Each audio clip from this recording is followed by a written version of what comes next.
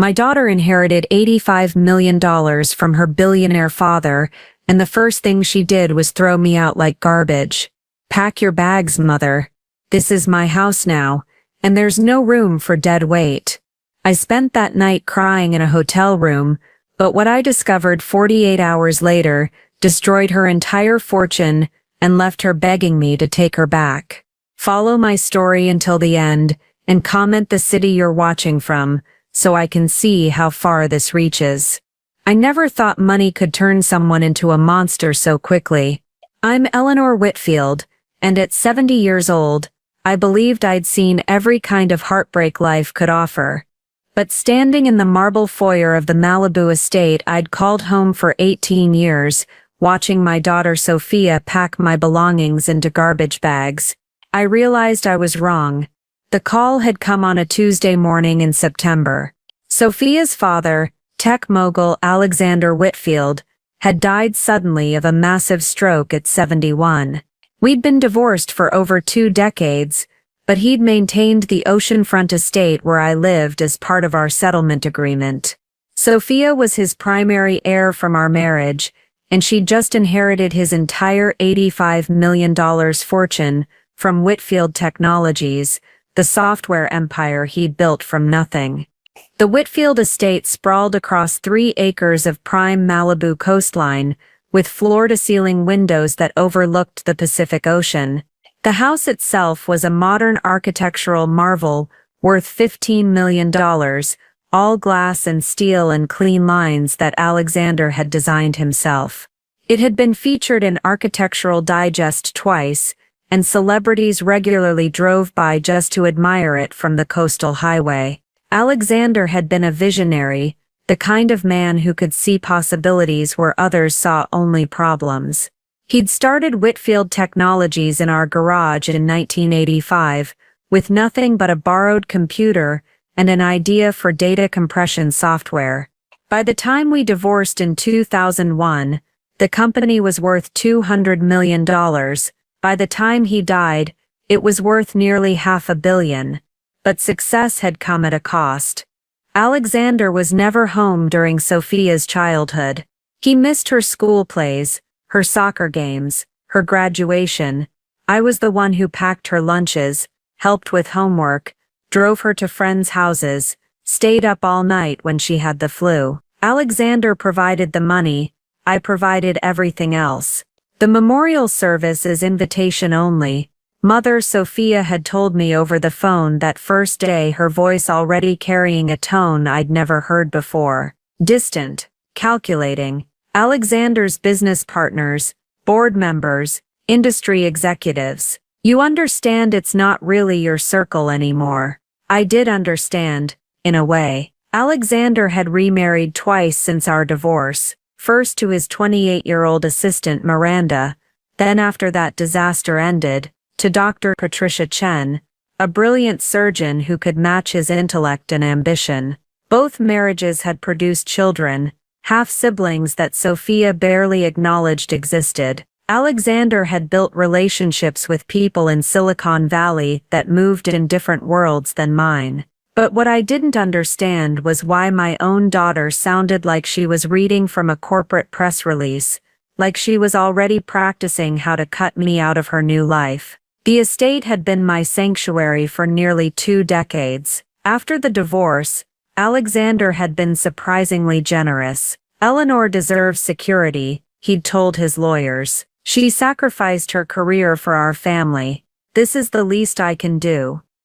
The divorce settlement had given me lifetime use of the Malibu house, plus a monthly allowance that covered my basic needs. These rooms had witnessed everything. Sophia's college graduation party, where she danced on the terrace until sunrise. Her engagement celebration, where she'd introduced us to Marcus, the investment banker, who would become her husband for exactly 3 years. The Christmas mornings when she'd bring her twin daughters, Isabella and Gabrielle, to visit their grandmother by the sea. Birthday parties, family dinners, quiet moments of conversation over coffee, while watching the waves crash against the rocks below. I'd maintained a meditation garden, Alexander had built for me in the Japanese style, with a koi pond and carefully placed stones that caught the morning light. I'd hosted charity luncheons for causes I cared about: ocean conservation,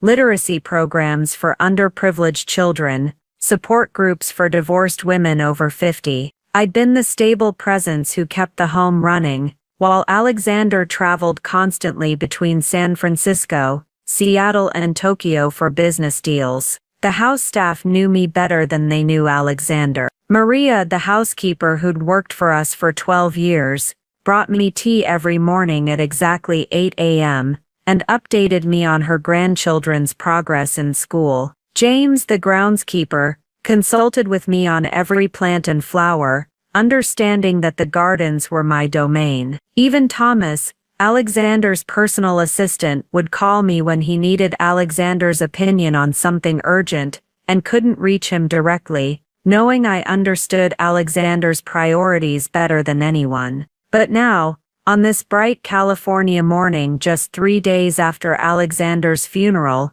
I was watching my daughter methodically erase my existence from what had been my life. "Sophia, sweetheart," I said carefully, trying to keep the tremor out of my voice as she stuffed my gardening books into a cardboard box marked donation.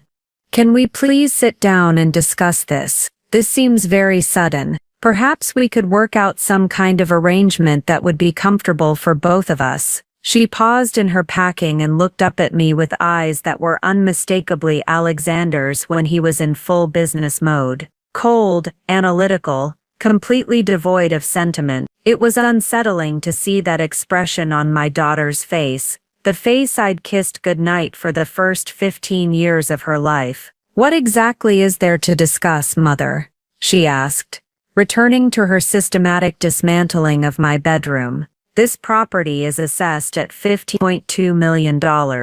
The annual maintenance costs are $340,000. Property taxes alone are $180,000 per year. Insurance runs another $45,000 annually. The staff costs $156,000 in total compensation. You contribute absolutely nothing to these expenses, and frankly, I need to optimize all assets for maximum return on investment." She spoke like she was presenting to a board of directors, not talking to the woman who had given birth to her, who had sacrificed her own career as a landscape architect to support Alexander's ambitions and raise their child. The professional jargon felt like a slap across my face. "But Sophia, this is my home," I said, my voice barely above a whisper. "I've lived here for 18 years. I planted every flower in that garden. I chose every piece of art on these walls. I know every sunrise and sunset from every window.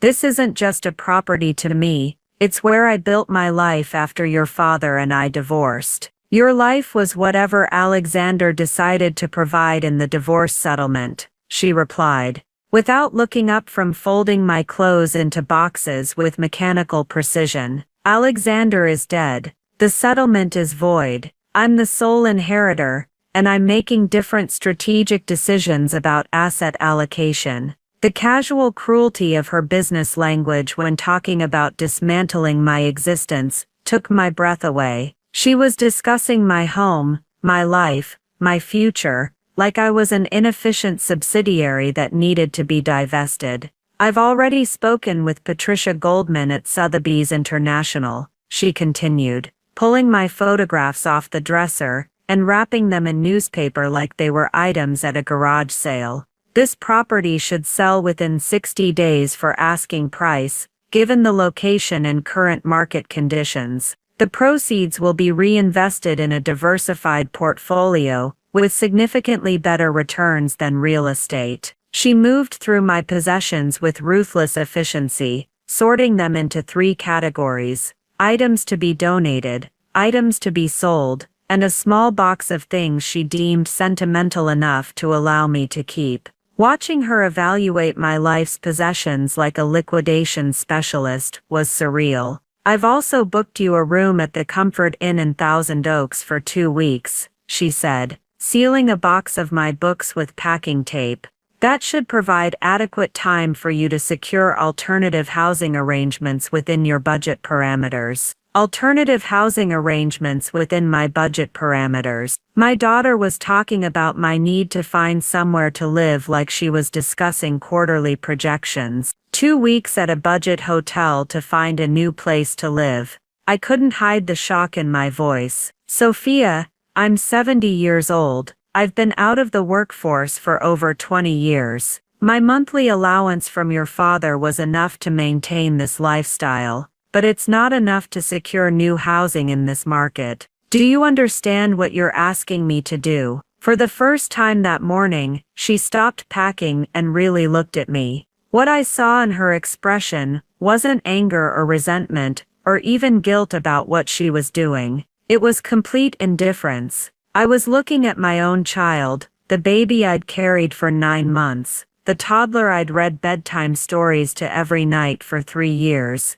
the teenager I'd supported through her eating disorder and self-harm phase, the young woman I'd helped through her divorce and custody battle, and I saw absolutely nothing in her eyes that recognized our connection. I'm not asking you to do anything, Mother, she said, with the patience someone might show when explaining something obvious to a slow child. I'm informing you of decisions I've already made. You have no legal claim to this property. You have no financial contribution to justify continued residence. And honestly, maintaining you as a dependent is not aligned with my growth strategy for the inheritance. Growth strategy for the inheritance. She was talking about our relationship like it was a business merger that wasn't performing to expectations.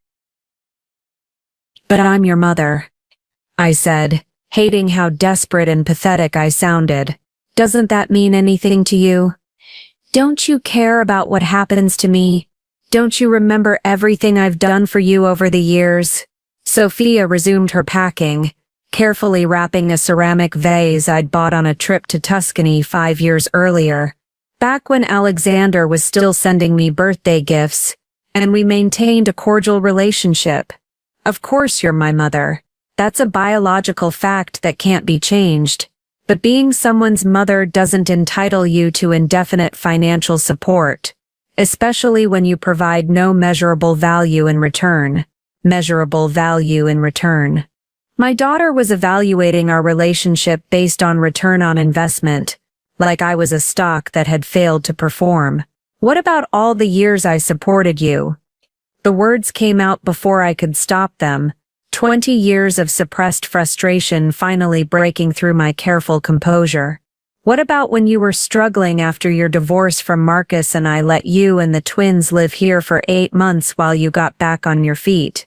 What about when you wanted to go back to school for your MBA and I helped pay the $80,000 tuition because your father was being difficult about throwing good money after bad education? What about when you were depressed after Isabella's accident and I drove you to therapy appointments twice a week for an entire year? She didn't even pause in her systematic packing.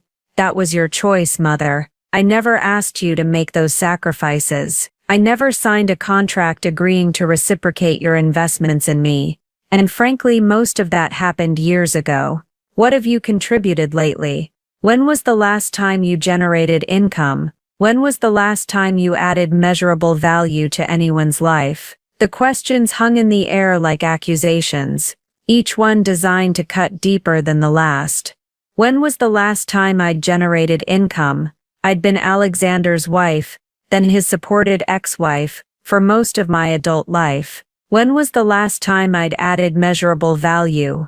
I'd spent my days maintaining this beautiful home, volunteering with local charities, being available whenever Sophia needed emotional support or help with her daughters. But apparently, none of that qualified as value in Sophia's new worldview. I maintained this house, I said weakly, grasping for anything that might register as valuable in her business-oriented mind. I managed the staff, coordinated all the maintenance, handled the landscaping, hosted your corporate events when you needed to impress clients. I took care of the gardens, supervised renovations, made sure everything ran smoothly, so you and your father never had to worry about it. Services that can be outsourced more efficiently, she replied without hesitation. I can hire Pacific Coast Property Management for $12,000 a month to handle all of that, and they'll do it better than you ever did, because they're professionals with specialized training and insurance. Plus, they won't require housing, food, healthcare, or emotional management. Emotional management. She was talking about our mother-daughter relationship like it was a burdensome task she was required to perform as part of some unwritten job description. I sank into the reading chair by the window, the same chair where I'd spent countless mornings over the past 18 years, watching the sunrise over the Pacific, reading novels, planning my day, feeling grateful for the peaceful life Alexander's success had provided. The chair had been reupholstered twice during my time here, and I'd chosen the fabric both times, currently a soft sage green that complemented the ocean view. Now I was watching my daughter pack up that entire life, like she was cleaning out a storage unit full of unwanted items. Sophia, please. I tried one more time, reaching for any connection to the daughter I thought I knew, the woman I'd raised to be compassionate and thoughtful. I don't understand what's happening here. 3 days ago, we were planning to have lunch this week at that little cafe in Santa Monica you like. You were telling me about Isabella's starring role in the school play, and asking me to help make her costume, because you remembered how good I was with a sewing machine. What changed? Why are you treating me like I'm a stranger you want to get rid of? She stopped packing and turned to face me fully, for the first time that day. When she spoke, her voice was calm, matter-of-fact, and more devastating than if she had screamed at me in anger. What changed, Mother, is that I now have access to resources that can transform my life in ways I never imagined possible. $85 million isn't just money, it's freedom. Freedom from having to maintain relationships that don't serve my strategic goals. Freedom from supporting people who can't support themselves. Freedom from the obligation to take care of people simply because we happen to share DNA. She moved closer to my chair, and I could see Alexander's ruthless ambition burning in her eyes, but without any of the occasional warmth or humor that had made him bearable. For the first time in my adult life, I have the resources to build something truly significant. I'm going to invest in disruptive startups, create jobs, fund research that could change the world. I'm planning to establish a foundation, maybe even run for public office someday. Senator Sophia Whitfield has a nice ring to it, don't you think? I'm going to make a real difference, leave a lasting legacy that goes far beyond just maintaining the status quo. Her eyes were bright with possibility, with dreams that apparently had no room for the woman who had made those dreams possible by sacrificing her own ambitions to raise her. And achieving those goals requires surrounding myself with people who can contribute to that vision, not people who drain resources and emotional energy without providing anything valuable in return. And I drain your resources and emotional energy. The question came out as barely a whisper. Mother, let's be completely honest about your current situation. You're 70 years old. You have no income beyond the allowance that died with Alexander. You have no marketable skills that are relevant in today's economy. You have no professional network, no business connections, no expertise that anyone would pay for. Your primary occupation for the past 20 years has been maintaining a comfortable retirement lifestyle, funded entirely by someone else's work. She said it like she was reading my performance review, each observation delivered with clinical detachment. In business terms, you're a liability, not an asset. You consume resources without generating them. You require ongoing financial support without providing anything valuable in return. Any successful entrepreneur will tell you that the first step to building wealth is eliminating unnecessary expenses and focusing resources on growth opportunities.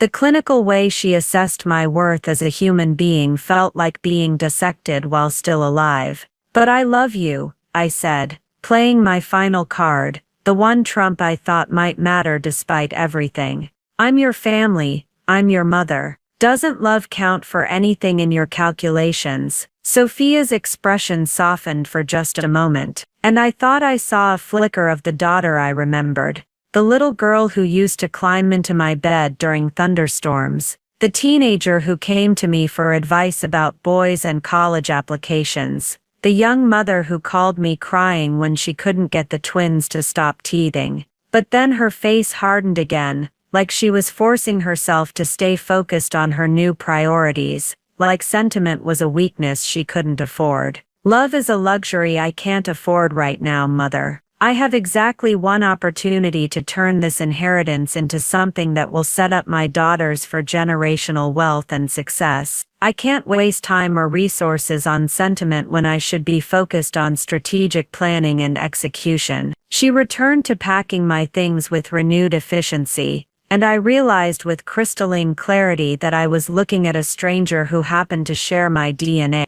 The daughter I had raised, the woman I had loved and supported and sacrificed for, was gone. In her place was this cold, calculating person who spoke in business jargon and measured human relationships by their potential for return on investment. The Uber will be here in 20 minutes to take you to the hotel, she said, without looking up from the box she was sealing with methodical precision. I've already paid for 2 weeks in advance. After that you'll need to figure out your next steps on your own. I'd suggest looking into senior housing communities in more affordable areas. Riverside or San Bernardino might have options within your budget range. I stood up slowly, my 70-year-old bones protesting after sitting in shock for so long. I looked around the bedroom that had been mine for 18 years, at the view of the Pacific Ocean that had greeted me every morning, and bid me good night every evening, at the life that was being packed away like it had never mattered at all.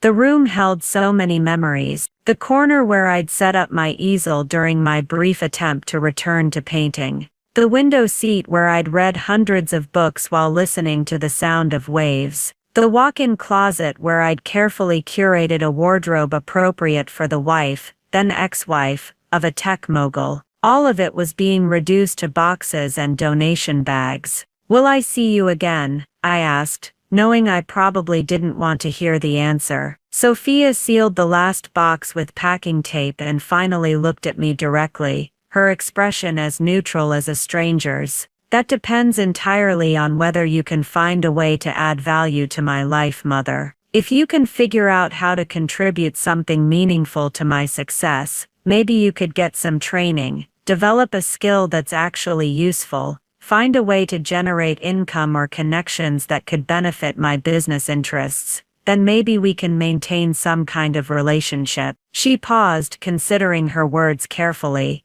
But if you're going to continue being a financial dependent who expects support simply because we're biologically related, then no. This is goodbye. I won't be visiting you, calling you, or including you in family events. Isabella and Gabrielle will be told that their grandmother chose to move away to pursue other interests. The casual way she planned to erase me from her daughters' lives was somehow the cruelest cut of all. She walked out of the room, leaving me standing alone among the boxes that contained the remnants of what had been my life. Through the window I could see the Pacific Ocean stretching endlessly toward the horizon, beautiful and indifferent, just like my daughter had become. I could hear her in other parts of the house, probably making calls to real estate agents and property managers, already moving forward with her plans as if I had never existed. The efficiency of it was breathtaking in its cruelty. 20 minutes later, I was sitting in the back of an Uber with a single suitcase and 2 boxes of personal items, watching the only home I'd known for 2 decades disappear behind me, while my driver made cheerful small talk about the beautiful weather and the traffic conditions, completely unaware that his passenger's entire world had just collapsed. As we drove away from Malibu toward Thousand Oaks, I caught one last glimpse of the estate in the side mirror. Sophia was already on the terrace, talking animatedly on her phone, probably discussing listing prices and closing dates. She didn't watch us leave, She didn't wave goodbye. She had already moved on to more important matters.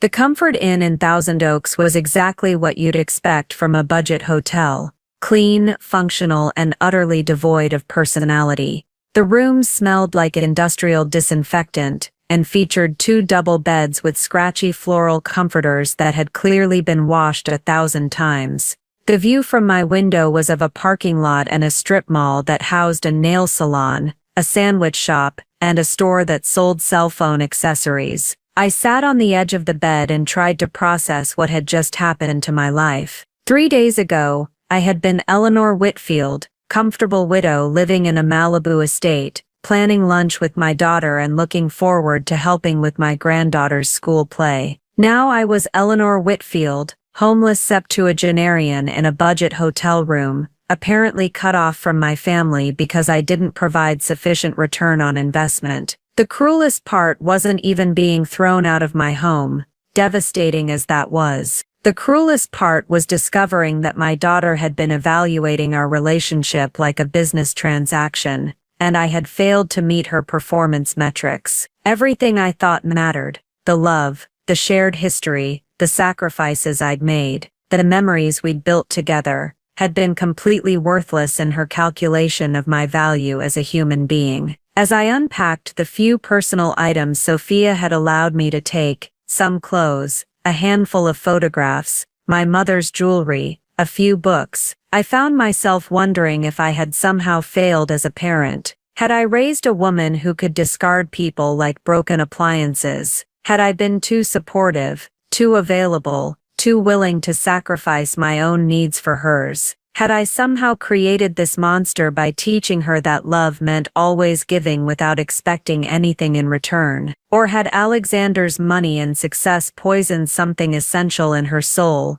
turning her into the kind of person who measured human worth by financial contribution? But as I fell asleep that first night in the unfamiliar bed, listening to the hum of traffic from the freeway and the muffled sounds of other guests in adjacent rooms, I couldn't have imagined that in just 2 days everything would change again. I couldn't have predicted that my daughter's perfectly calculated plan to optimize her inheritance would unravel in the most spectacular way possible, or that the worthless mother she'd discarded would turn out to be the key to her entire downfall. Sometimes the people you underestimate turn out to be the most dangerous ones of all. The second morning at the Comfort Inn began with a phone call that would have been comical if it hadn't been so devastating. I was sitting on the edge of the scratchy floral bedspread, trying to work up the courage to call senior living facilities in my price range, when my phone buzzed with Sophia's name on the caller ID. For a moment hope fluttered in my chest. Maybe she'd had second thoughts. Maybe she'd realized how cruel she'd been. Maybe my daughter was still somewhere inside the cold businesswoman who had thrown me out. "Mother," her voice came through the speaker with the brisk efficiency of someone calling to confirm a dentist appointment. "I need you to sign some documents. Can you be at the Starbucks on Ventura Boulevard at 2 p.m. "Of course," I said too quickly, pathetically grateful for any contact with her. "What kind of documents?" "Legal paperwork to formalize the transfer of certain obligations. It's standard procedure when estates change hands. Nothing complicated." The clinical language should have been a warning, but I was too desperate for human connection to pay attention to the red flags. The Starbucks was crowded with the usual afternoon mix of remote workers, teenagers and mothers with strollers. I arrived 15 minutes early, and chose a table in the back corner, nursing a coffee I couldn't afford while watching the door for Sophia's arrival. She walked in exactly on time, dressed in a charcoal gray power suit that probably cost more than most people's monthly salary. Her hair was pulled back in the severe chignon she'd adopted since business school, and she carried a leather portfolio that screamed expensive professional. She looked like she was heading to a board meeting, not meeting her homeless mother at a chain coffee shop. But it wasn't Sophia alone. Behind her walked a man I didn't recognize, tall, silver-haired, wearing the kind of perfectly tailored suit that lawyers and investment bankers favored. He carried himself with the confidence of someone accustomed to being the smartest person in the room. "Mother," This is Jonathan Kessler, Sophia said as they approached my table. He's handling the legal aspects of Alexander's estate transition. Kessler extended his hand with a smile that didn't reach his eyes. Mrs. Whitfield, my condolences on your loss. Thank you, I murmured, confused about why we needed a lawyer for what Sophia had described as simple paperwork. They sat across from me, and I noticed immediately how their body language formed a united front. Sophia opened her portfolio and spread several documents across the small table, each one thick with legal language and official-looking stamps.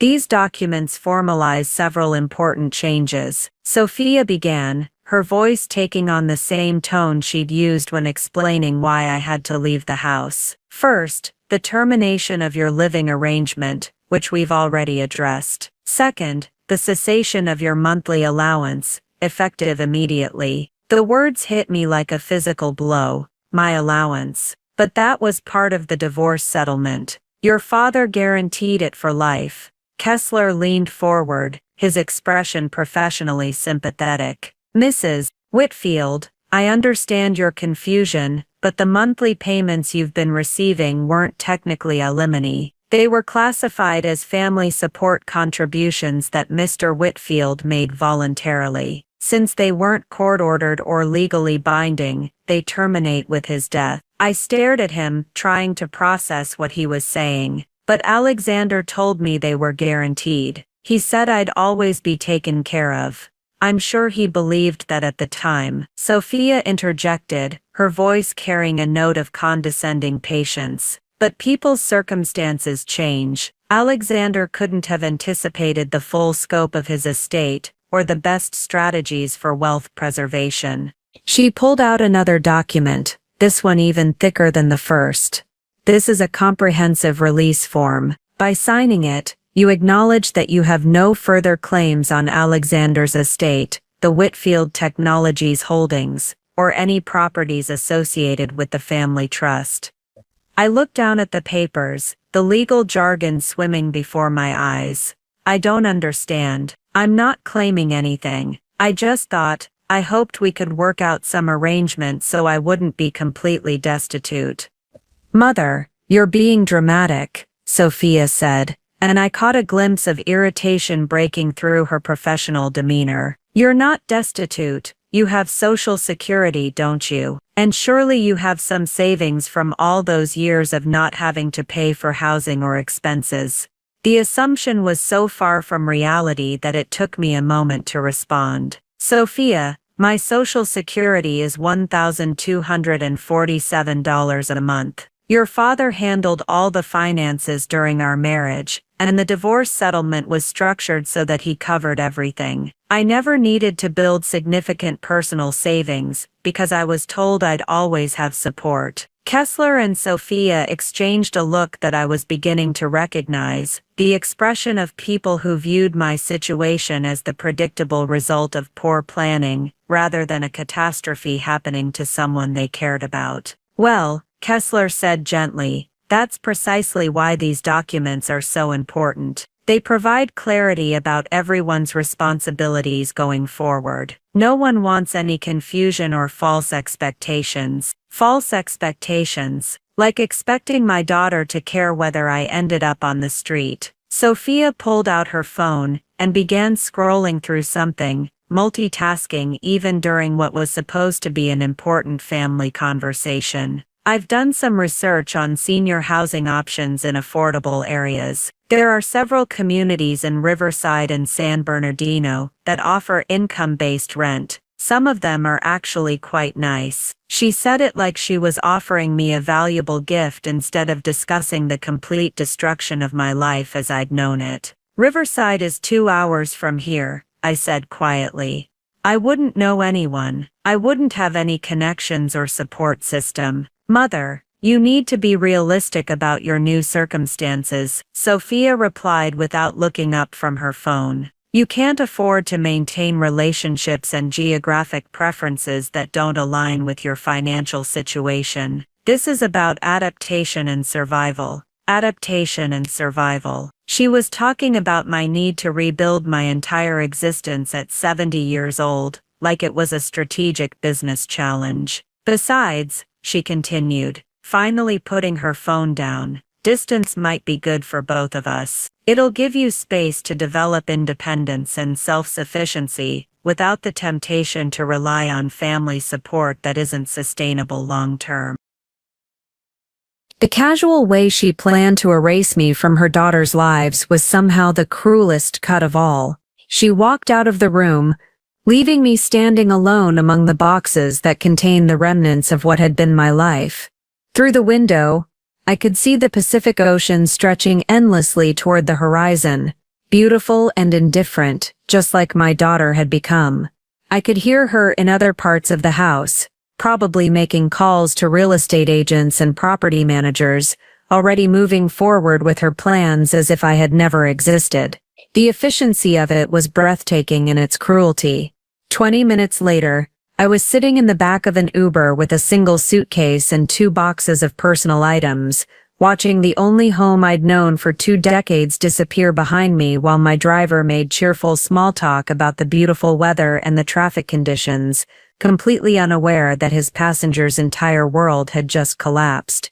As we drove away from Malibu toward Thousand Oaks, I caught one last glimpse of the estate in the side mirror. Sophia was already on the terrace, talking animatedly on her phone, probably discussing listing prices and closing dates. She didn't watch us leave. She didn't wave goodbye. She had already moved on to more important matters. The Comfort Inn in Thousand Oaks was exactly what you'd expect from a budget hotel, clean, functional, and utterly devoid of personality. The room smelled like industrial disinfectant, and featured 2 double beds with scratchy floral comforters that had clearly been washed 1,000 times.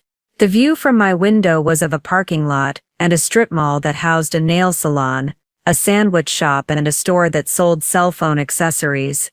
I sat on the edge of the bed and tried to process what had just happened to my life. 3 days ago I had been Eleanor Whitfield, comfortable widow living in a Malibu estate, planning lunch with my daughter, and looking forward to helping with my granddaughter's school play. Now I was Eleanor Whitfield, homeless septuagenarian in a budget hotel room, apparently cut off from my family because I didn't provide sufficient return on investment. The cruelest part wasn't even being thrown out of my home, devastating as that was. The cruelest part was discovering that my daughter had been evaluating our relationship like a business transaction, and I had failed to meet her performance metrics. Everything I thought mattered, the love, the shared history, the sacrifices I'd made, the memories we'd built together, had been completely worthless in her calculation of my value as a human being. As I unpacked the few personal items Sophia had allowed me to take, some clothes, a handful of photographs, my mother's jewelry, a few books, I found myself wondering if I had somehow failed as a parent. Had I raised a woman who could discard people like broken appliances? Had I been too supportive, too available, too willing to sacrifice my own needs for hers? Had I somehow created this monster by teaching her that love meant always giving without expecting anything in return? Or had Alexander's money and success poisoned something essential in her soul, turning her into the kind of person who measured human worth by financial contribution? But as I fell asleep that first night in the unfamiliar bed, listening to the hum of traffic from the freeway and the muffled sounds of other guests in adjacent rooms, I couldn't have imagined that in just 2 days, everything would change again.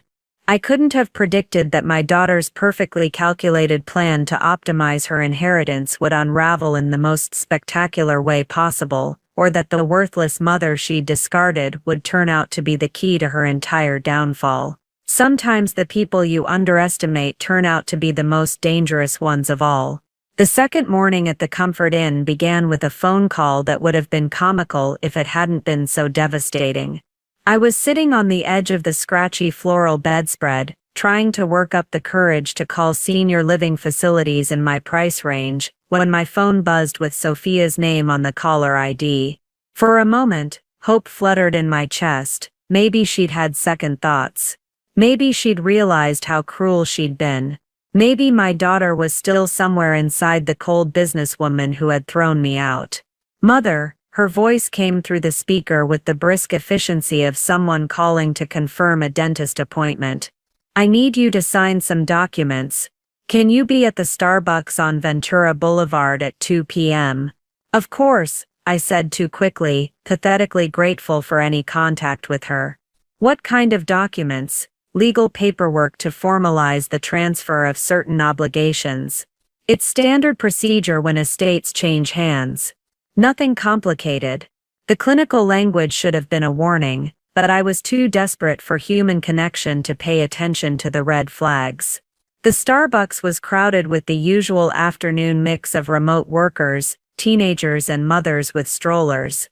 I arrived 15 minutes early and chose a table in the back corner, nursing a coffee I couldn't afford while watching the door for Sophia's arrival.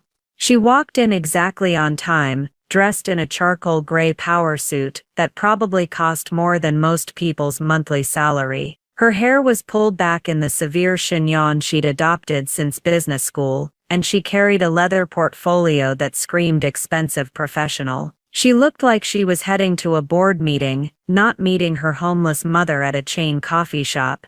But it wasn't Sophia alone. Behind her walked a man I didn't recognize. Tall, silver-haired, wearing the kind of perfectly tailored suit that lawyers and investment bankers favored. He carried himself with the confidence of someone accustomed to being the smartest person in the room. "Mother, this is Jonathan Kessler," Sophia said as they approached my table.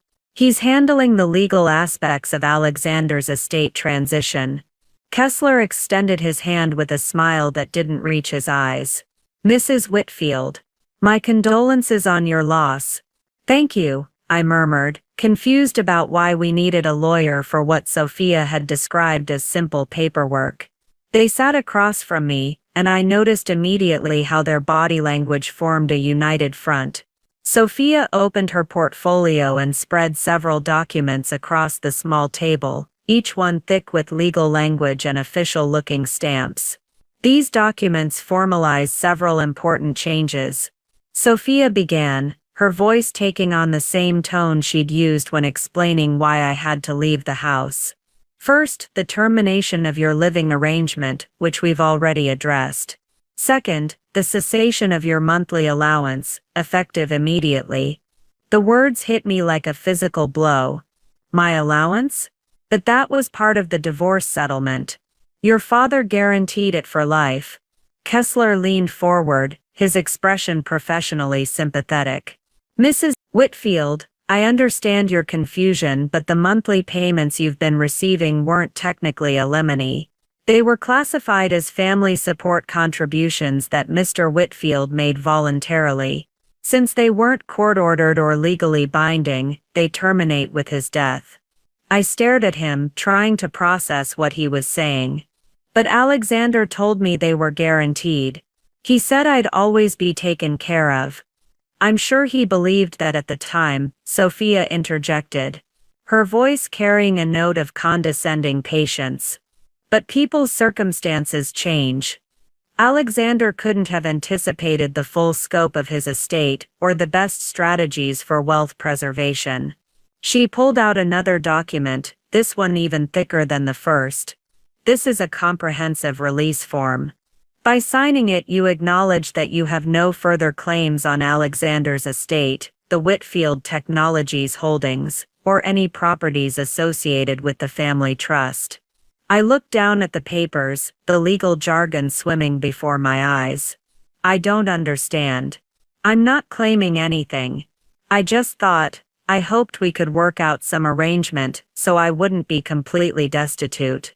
"Mother, you're being dramatic," Sophia said, and I caught a glimpse of irritation breaking through her professional demeanor. "You're not destitute, you have Social Security, don't you? And surely you have some savings from all those years of not having to pay for housing or expenses." The assumption was so far from reality that it took me a moment to respond. "Sophia, my Social Security is $1,247 a month. Your father handled all the finances during our marriage, and the divorce settlement was structured so that he covered everything. I never needed to build significant personal savings, because I was told I'd always have support. Kessler and Sophia exchanged a look that I was beginning to recognize, the expression of people who viewed my situation as the predictable result of poor planning, rather than a catastrophe happening to someone they cared about. Well, Kessler said gently, that's precisely why these documents are so important. They provide clarity about everyone's responsibilities going forward. No one wants any confusion or false expectations. False expectations, like expecting my daughter to care whether I ended up on the street. Sophia pulled out her phone and began scrolling through something, multitasking even during what was supposed to be an important family conversation. I've done some research on senior housing options in affordable areas. There are several communities in Riverside and San Bernardino that offer income-based rent. Some of them are actually quite nice. She said it like she was offering me a valuable gift, instead of discussing the complete destruction of my life as I'd known it. Riverside is 2 hours from here, I said quietly. I wouldn't know anyone, I wouldn't have any connections or support system. Mother, you need to be realistic about your new circumstances. Sophia replied without looking up from her phone. You can't afford to maintain relationships and geographic preferences that don't align with your financial situation. This is about adaptation and survival. Adaptation and survival. She was talking about my need to rebuild my entire existence at 70 years old, like it was a strategic business challenge. Besides, she continued, finally putting her phone down, distance might be good for both of us. It'll give you space to develop independence and self-sufficiency, without the temptation to rely on family support that isn't sustainable long-term. I looked across the table at my daughter, trying to find some trace of the child I'd raised, the young woman I'd loved and supported through every challenge and triumph of her life. Instead, I saw someone who had calculated the exact cost of maintaining a relationship with me and decided it exceeded the acceptable threshold. What about Isabella and Gabrielle? I asked, playing what I thought might be my final card. They love their grandmother. Won't they wonder what happened to me? For the first time since arriving, Sophia's professional composure flickered slightly. The girls will be told that you decided to move to a retirement community where you could be around people your own age and pursue activities that interested you. They're young. They'll adapt. The casual way she planned to lie to her own daughters about abandoning their grandmother was somehow even more chilling than her coldness toward me. Kessler cleared his throat diplomatically. Perhaps we could review the documents themselves. I know this is emotionally difficult, but from a legal standpoint, these are fairly straightforward. He walked me through each section with the patience of someone accustomed to explaining complex concepts to people who didn't want to understand them. The first document officially terminated any claim I might have to continue living in the Malibu estate. The second ended my monthly allowance. The third was a comprehensive waiver, stating that I had no further financial expectations from Alexander's estate, or from Sophia personally. The fourth document was the one that truly revealed the calculation behind this meeting. This is a non-disclosure agreement, Kessler explained. It simply states that you agree not to discuss the family's private financial affairs or estate planning strategies with anyone outside the immediate family. I looked up at him, confused. Why would I discuss those things with anyone? Sophia leaned forward, her expression more focused than it had been all afternoon. Mother, Alexander built his fortune in a highly competitive industry. There are always people looking for ways to exploit successful families, journalists, competitors, opportunists, who might try to use family disputes as leverage. Family disputes, I repeated. Is that what you call throwing your mother out of her home? I call it responsible financial management, she replied coolly. But other people might characterize it differently if they only heard one side of the story. This agreement simply ensures that family matters stay within the family. The subtext was crystal clear. Sign this or face legal consequences if you tell anyone what happened. What happens if I don't sign these? I asked. Kessler's expression grew more serious. Well, you're certainly not obligated to sign anything. However, without these agreements there could be complications, potential challenges to the estate distribution, legal questions about various claims. These things can become very expensive to resolve. Are you threatening to sue me? Not at all, Sophia interjected quickly. We're offering you clarity and closure. The alternative is uncertainty, potential legal expenses you can't afford, and outcomes that might be far worse than what we're proposing. I sat there looking at the documents that would formalize my complete severing from the family I'd devoted my life to. Signing meant accepting that I would receive nothing, expect nothing, and say nothing about how I'd been treated. Refusing to sign meant facing potential legal action from my own daughter and her obviously expensive attorney. I need time to think about this, I said. Of course, Kessler replied smoothly. Take all the time you need, though I should mention that certain aspects of the estate distribution are time-sensitive. The longer these matters remain unresolved, the more complicated they tend to become. Sophia checked her watch with the impatience of someone with more important places to be. Mother, I understand this is an adjustment, but delaying won't change the fundamental reality. These documents reflect decisions that have already been made. Your signature is really just a formality. A formality. My agreement to my own abandonment was just a formality in her mind. I have another meeting at 4, she said, beginning to pack up her portfolio. Can you have these back to us by tomorrow? Tomorrow? The timeline felt deliberately aggressive, designed to prevent me from seeking outside counsel or advice. The estate attorneys need to file certain papers by the end of the week, Kessler explained.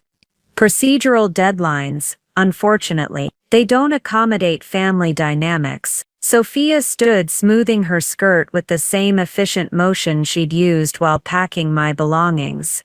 I'll call you tomorrow afternoon for your decision. And Mother, I hope you'll approach this practically rather than emotionally. It's really the best outcome for everyone involved. She leaned down and kissed my cheek, a gesture so incongruent with the conversation we just had that it felt like mockery. Her lips were cold against my skin. Take care of yourself, she said, and I heard the finality in it. This was goodbye, whether I signed the papers or not. They left together, Kessler holding the door for Sophia with the deference of someone who knew exactly how much his services were worth to her. I watched them through the window, as they stood outside, engaged in animated discussion that probably centered on legal strategies and contingency plans. I remained at the table for another hour, staring at the documents that would legally formalize what had already been decided. I no longer mattered to my daughter beyond being a potential liability to be managed. The non-disclosure agreement was particularly telling. Sophia wasn't just cutting me off, she was ensuring I couldn't tell anyone about it. She understood, on some level, that her actions were so morally reprehensible that they needed to be hidden from public view. But what struck me most was the thoroughness of her planning. This wasn't an impulsive decision made in the grief of losing her father. The legal documents were too comprehensive, too carefully crafted. She'd been planning this for weeks, maybe even before Alexander died. While I was mourning the loss of my ex-husband and supporting her through what I thought was shared grief, she was calculating how quickly she could eliminate me from her new life. The walk back to the Comfort Inn felt like a funeral march. Every step took me further from any hope that this was all a terrible misunderstanding that could be resolved with honest conversation. My daughter had made her choice, and she'd backed it up with legal documentation and professional counsel. That night, I lay in the unfamiliar bed trying to understand how I'd failed so completely as a mother. Where had I gone wrong? When had love and sacrifice stopped mattering to Sophia? When had she started viewing our relationship through the lens of cost-benefit analysis? I thought about the little girl who used to climb into my lap when she was scared, who would only eat peanut butter sandwiches cut into triangles, who cried for an hour when her pet goldfish died. I thought about the teenager who came to me for advice about everything from boys to college applications, who still wanted me to tuck her in even when she was too old to admit it. I thought about the young mother who called me in tears when the twins were colicky, desperate for help and reassurance. Where was that person? When had she been replaced by this cold, calculating stranger, who could discuss making me homeless with the same emotional detachment she might use to review quarterly profit reports? But as I finally drifted off to sleep, one thought kept echoing in my mind. Sophia's planning had been thorough, but it had also been hurried. When someone moves that quickly to eliminate potential problems, it usually means they're hiding something that can't survive scrutiny. And if my daughter thought she could make me disappear quietly with legal paperwork and non-disclosure agreements, she was about to learn that 70-year-old women who have nothing left to lose can be far more dangerous than anyone expects. The third morning brought an unexpected visitor. I was in the hotel's depressing breakfast area, forcing down powdered scrambled eggs and wondering how to make $1,247 a month stretch to cover rent anywhere in Southern California, when a woman approached my table. "Eleanor Whitfield," she asked. "I'm Detective Maria Santos with the Malibu Sheriff's Department. Could I have a word with you?" My heart stopped. Had Sophia decided to have me arrested for some imagined crime? Was this part of her strategy to ensure I couldn't cause problems? Of course, I managed, gesturing to the empty chair across from me. Detective Santos was younger than I'd expected, maybe mid-40s, with intelligent dark eyes and the no-nonsense demeanor of someone accustomed to dealing with difficult situations. She sat down and pulled out a small notebook, but her expression was more curious than accusatory. "I understand you recently moved out of the Whitfield estate in Malibu," she said.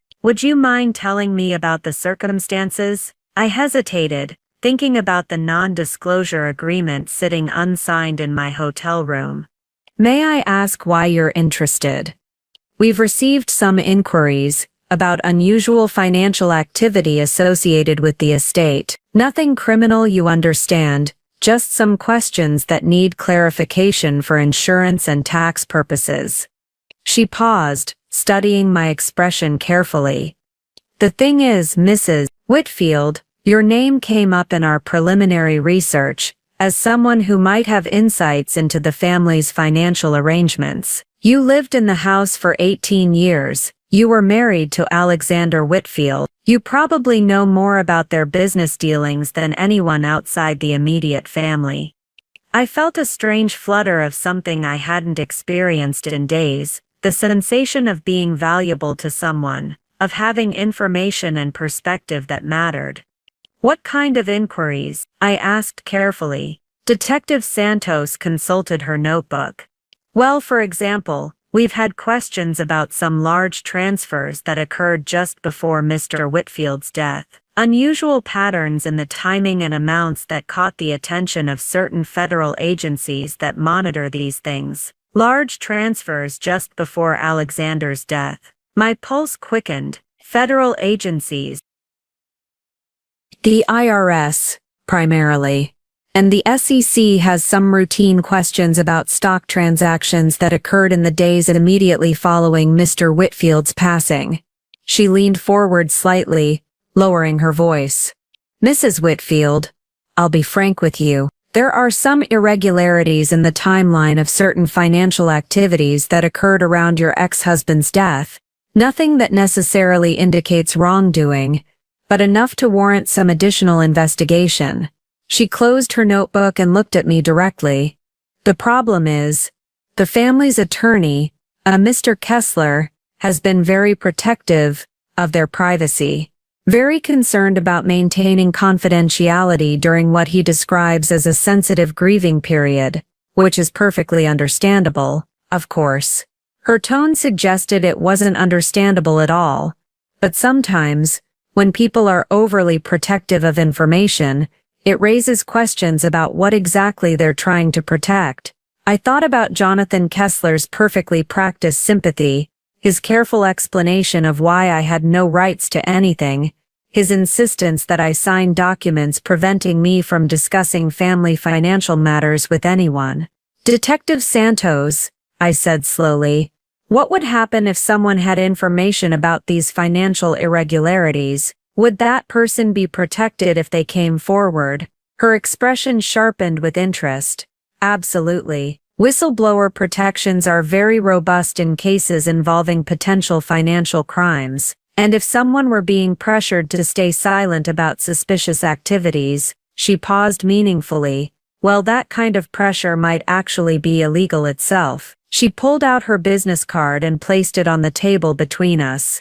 "Mrs. Whitfield, I want you to know that if you have any information that might help clarify these questions, about your ex-husband's business dealings, about unusual financial activities, about pressure to remain silent, we would very much like to hear from you." I picked up the card, feeling its weight like a lifeline. "Think about it," Detective Santos continued, "and please don't hesitate to call if you remember anything that might be relevant, day or night." She stood to leave, then turned back as if remembering something. "Oh, and Mrs. Whitfield, if anyone tries to intimidate you or pressure you about these matters, that's something we take very seriously. Financial investigations can make people nervous, and sometimes they do things that only make their situations worse." After she left, I sat alone in the depressing breakfast area, turning her business card over in my hands. For the first time since Sophia had thrown me out,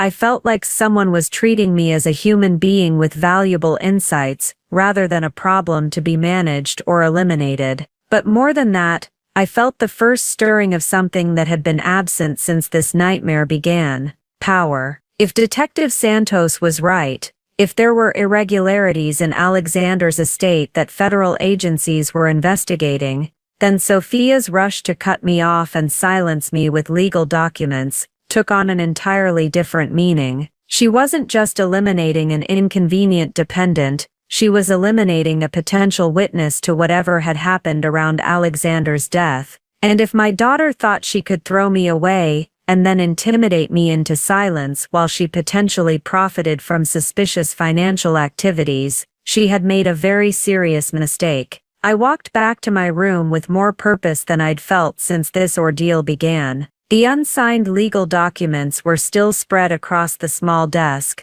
waiting for my decision. But now I understood that my signature wasn't just a formality, it was exactly what Sophia needed to ensure that whatever she was hiding stayed hidden. For 70 years I'd been the kind of woman who avoided conflict, who prioritized peace and harmony over confrontation. I'd been the supportive wife, the accommodating ex-wife, the understanding mother. I'd spent decades making other people's lives easier by never demanding too much for myself. But as I looked at those legal documents designed to formalize my own abandonment, I realized that being accommodating had gotten me exactly nowhere. My daughter had counted on my compliance, my willingness to disappear quietly rather than cause trouble. She was about to learn that she had seriously miscalculated. I picked up my phone and dialed the number on Detective Santos' card. It was time to have a very different kind of conversation about the Whitfield family's financial affairs. "Detective Santos,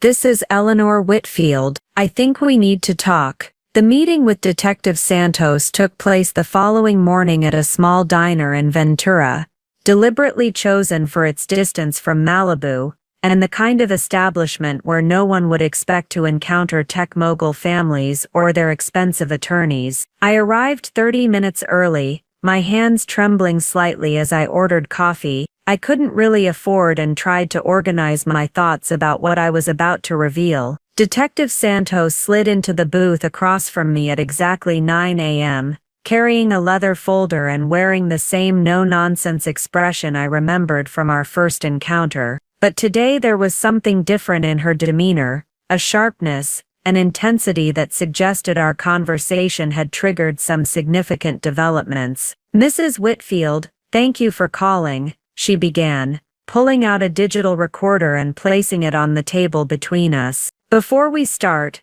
I want you to know that this conversation is completely voluntary. You can stop at any time, and anything you tell me will be used only for legitimate law enforcement purposes." I nodded, though my mouth felt dry with nervousness. "Now, you mentioned on the phone that you had information about unusual financial activities around your ex-husband's death. Can you walk me through what you observed?" I took a deep breath and began with what seemed like the most concrete detail. "Alexander died on a Tuesday morning. The stroke happened at his home office around 6 a.m., but Sophia told me she'd already been in contact with his attorney and financial advisors by 10 a.m. that same day." Detective Santos made a note. "That seems unusually quick for administrative matters." "That's what I thought. When my first husband died, Sophia's stepfather, years ago, it took weeks to even understand what paperwork needed to be filed. But Sophia seemed to have everything organized within hours." "What else did you notice?" "She had very specific information about Alexander's assets immediately. Not just general knowledge, but exact numbers. She knew the estate was worth exactly $85 million. She knew the house was assessed at $15.2 million. She even knew the specific costs of maintenance and staff. Most people don't carry those details in their heads unless they've been studying them." I paused, remembering the cold precision with which Sophia had delivered those numbers. "And there's something else. Alexander always told me that Sophia had very little interest in his business. She'd studied art history, worked in galleries, never showed any aptitude for or interest in technology or finance. But suddenly she was talking like a CFO, using terms like asset optimizations and strategic resource allocation." Detective Santos looked up from her notes. "People can learn quickly when they're motivated by money." "Yes, but that's just it. The learning curve was impossible. She knew things that would have taken months of study to understand. Details about tax implications, estate planning strategies, investment structures. Either she'd been preparing for this for a very long time, or," I hesitated, "or someone had been coaching her." "Exactly." Detective Santos leaned forward. "Tell me about the attorney Jonathan Kessler. How long had he been working with your ex-husband?" I frowned, trying to recall. "That's what's strange. I'd never heard Alexander mention him. During our marriage, he used Morrison, Bentley and Associates for everything. Even after our divorce, when we had occasional legal matters to discuss, it was always Morrison's firm. But Kessler handled the estate, according to Sophia. Yes. But I found it odd that Alexander would suddenly change law firms without mentioning it, especially when Morrison had been handling his affairs for over 20 years. Detective Santos made several more notes, her expression growing more serious. "Mrs. Whitfield, I need to ask you about some specific dates. In the 3 weeks before your ex-husband's death, did you notice anything unusual about his behavior or routine?" I thought carefully. "Actually, yes. Alexander had been staying at the house more frequently than usual. Normally he kept an apartment in San Francisco for business, but in those last few weeks, he was working from the Malibu office almost every day." "Did he seem stressed, worried about anything?" "He seemed distracted, and he was having a lot of phone calls that he took privately. Not unusual for him, but the timing was odd, very late at night, or very early in the morning. I assumed they were international calls for business, but thinking back, the conversations seemed more personal than professional." I paused, remembering something else. "There was one night, maybe 2 weeks before he died, when I heard him on the phone in his study. I wasn't eavesdropping, but I happened to walk by and heard him say something like, 'That's not what we agreed, and you can't change the terms now.' He sounded angry, which was unusual for Alexander. He was normally very controlled in his business dealings. Detective Santos was writing rapidly. Did you ever ask him about these calls? I mentioned that he seemed stressed, and he brushed it off. Said it was just family complications that would resolve themselves soon. Family complications. That's exactly what he said. At the time I assumed he meant issues with his other ex-wives or their children. He had ongoing child support obligations, and some trust fund disagreements. But now you think he might have meant something else. Detective Santos, can I ask you something?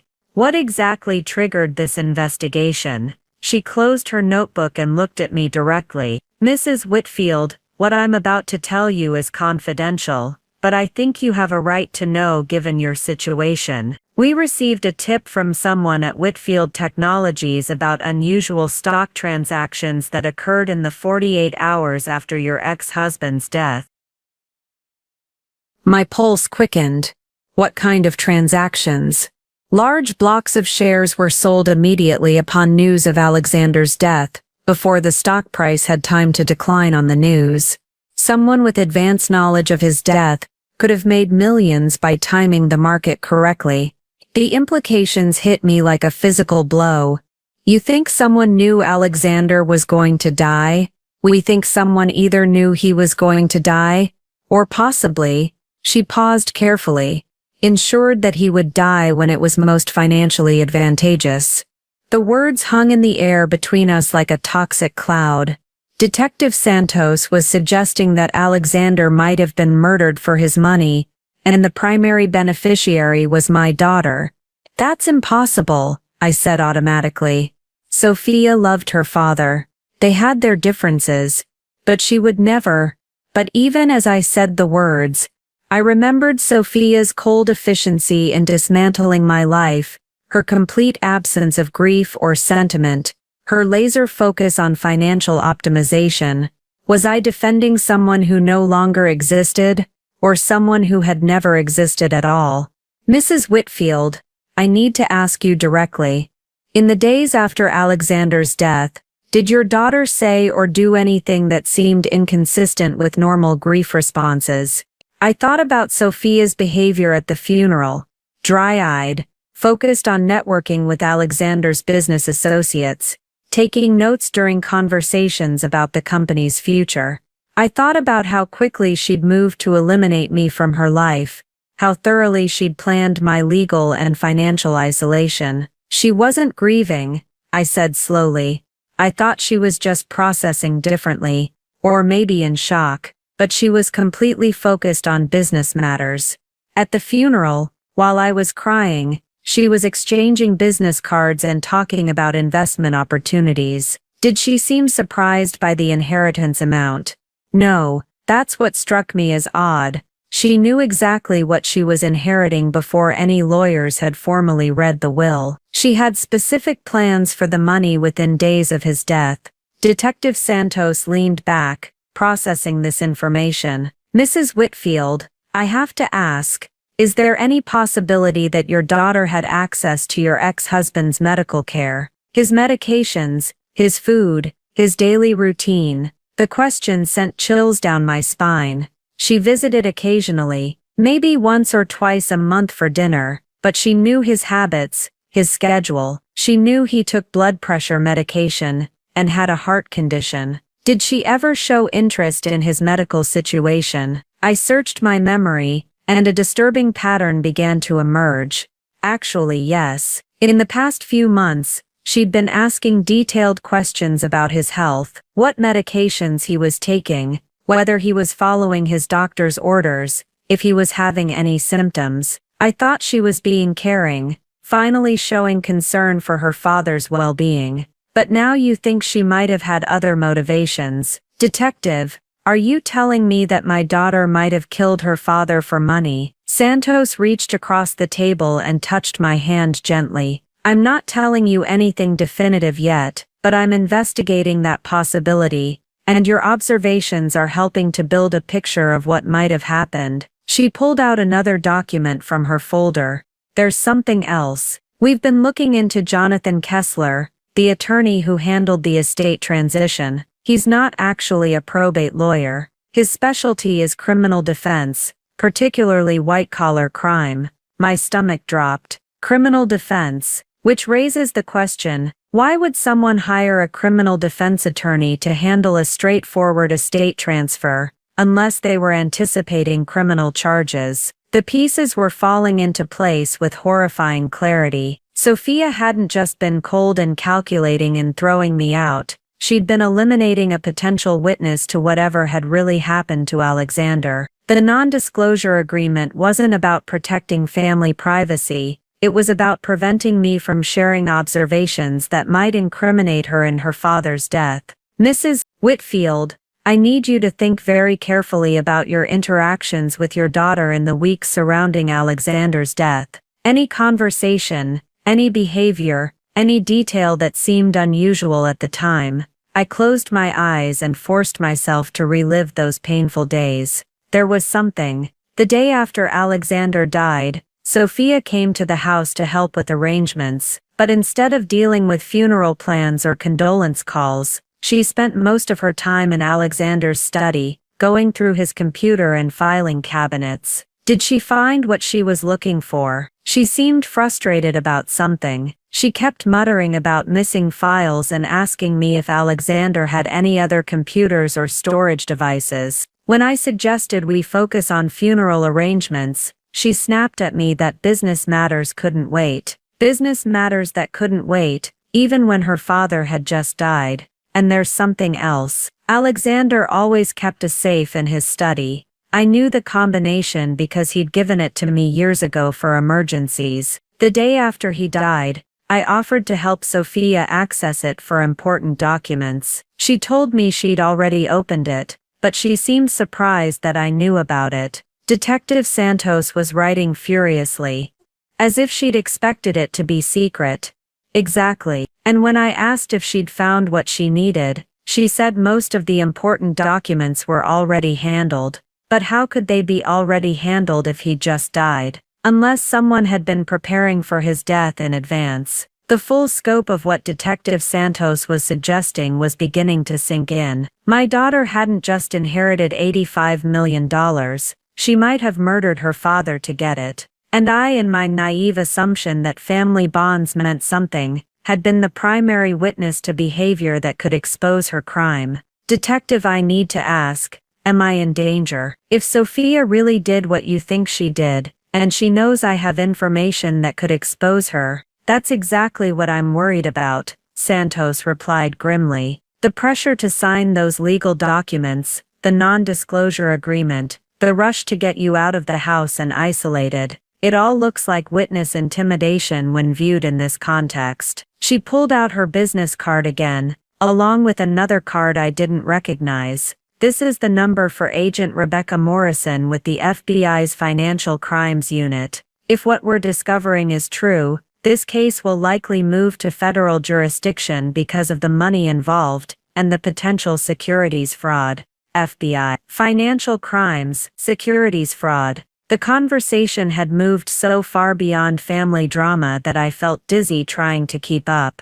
Mrs. Whitfield, I need you to understand something very important. If our suspicions are correct, your daughter has already demonstrated that she's willing to commit murder for money. Witness intimidation or worse would not be out of character. The implication was clear. I was potentially in physical danger from my own child. What should I do? First, do not sign those legal documents. In fact, don't communicate with your daughter or her attorney at all without law enforcement present. Second, we're going to set you up with some protection while we complete our investigation. Protection. I needed protection from my daughter. The thought was so surreal that I had trouble processing it. How long will the investigation take? That depends on what we find, but probably several weeks, maybe months. In the meantime, we'll make sure you're safe and that you have resources to maintain yourself during this period. She slid a document across the table. This is an application for emergency witness protection assistance. It's not full witness protection. You won't need to change your identity or relocate permanently, but it provides temporary financial support and security while you're cooperating with our investigation. I stared at the document. 3 days ago I'd been Eleanor Whitfield, comfortable retiree. Now I was Eleanor Whitfield, potential witness to murder, applying for government protection from my own daughter. There's one more thing, Detective Santos said. We need to set up a controlled contact between you and your daughter to see if we can get her to reveal additional information about her plans. You want me to wear a wire? Something like that. Agent Morrison will brief you on the specifics, but the general idea is that we have you call Sophia and tell her you're ready to sign the documents. During that conversation, we see if she says anything incriminating about why she needs your silence so urgently. The thought of deliberately deceiving Sophia while recording our conversation felt like a betrayal of everything I'd believed about family loyalty. But then I remembered her cold dismissal of me, her clinical discussion of my worthlessness, her apparent willingness to eliminate me to protect her crimes. When would this happen? As soon as possible. Every day we wait gives her more time to cover her tracks or take additional action against you. I signed the witness protection application with shaking hands, still barely believing that this was really happening. Detective Santos made a phone call and within an hour, Agent Morrison arrived at the diner. A sharp-eyed woman in her 40s who spoke with the crisp efficiency of someone accustomed to dealing with high-stakes financial crimes. Mrs. Whitfield, she said, sliding into our booth, Detective Santos has briefed me on your situation. What we're looking at potentially is a conspiracy involving murder, securities fraud, and witness intimidation. If proven, these are federal crimes carrying sentences of 25 years to life. 25 years to life, for my daughter. I need you to understand the seriousness of what we're asking you to do, Agent Morrison continued. If Sophia Whitfield is guilty of what we suspect, she's already demonstrated willingness to kill for money. Approaching her, even in a controlled situation, carries real risks. But you need me to do it. We need evidence of her knowledge and intent. Right now we have suspicious circumstances and unusual behavior patterns. But to build a case that will hold up in court, we need her to incriminate herself through her own words. She pulled out a device that looked like a small button. This is a digital recording device, nearly undetectable, with a range of about 50 feet. You would wear this during a phone conversation or in-person meeting with your daughter. I picked up the tiny device, marveling at how something so small could potentially destroy my daughter's life. Or save mine. What exactly would I say to her? Tell her you're ready to sign the legal documents, but you have a few questions about the financial arrangements. See if she reveals why she's so concerned about your silence, or whether she mentions anything about her father's death that seems rehearsed or calculated. Agent Morrison's expression grew more serious. Mrs. Whitfield, I need you to know that once we start this process, there's no going back. If we gather evidence of criminal activity, we will prosecute to the full extent of the law, regardless of family relationships. I thought about the daughter I'd raised, the woman I'd loved unconditionally for 45 years. Then I thought about the cold stranger who had thrown me out like garbage and threatened me with legal action for daring to question her decisions. Agent Morrison, I said quietly, if Sophia really killed her father for money, and is now trying to intimidate me into silence, then she stopped being my daughter. The moment she made those choices, I clipped the recording device to my collar and picked up my phone to call the woman who had given birth to, raised, and apparently no longer knew it all. It was time to find out who my daughter really was, and what she was capable of doing to protect her stolen fortune. The recording device felt like it weighed 1,000 pounds against my chest as I dialed Sophia's number from the secure location. Agent Morrison had arranged a small conference room at the Ventura County Sheriff's Department. Detective Santos sat across from me, monitoring equipment I didn't understand, while Agent Morrison paced behind her, occasionally making notes on a legal pad. Remember, Agent Morrison had coached me, Act natural. You're a mother who's had time to think about the legal documents and decided to be practical. Don't push too hard for information, but if she volunteers details about timing or motivations, let her talk. My hands trembled as Sophia's phone rang once, twice, 3 times. Part of me hoped she wouldn't answer, that I could postpone this moment of truth indefinitely. But on the 4th ring, her familiar voice came through the speaker. Mother, I was wondering when you'd call. Even through the phone, her tone carried that same cold efficiency I'd come to associate with the stranger wearing my daughter's face. There was no warmth, no inquiry about my well-being, no acknowledgement that she'd thrown her 70-year-old mother into homelessness less than a week ago. Hello, Sophia. I've been thinking about our conversation and the documents Mr. Kessler showed me. And the single word was delivered with the impatience of someone who had more important things to do than talk to family members. I could hear keyboard clicking in the background. She was multitasking even during this call. I think you're right. I need to be practical about my situation rather than emotional. The typing stopped. I'm glad you've come to that realization, Mother. It really is the best approach for everyone involved. I do have a few questions about some of the details though, just to make sure I understand everything correctly before I sign. A pause. What kind of questions?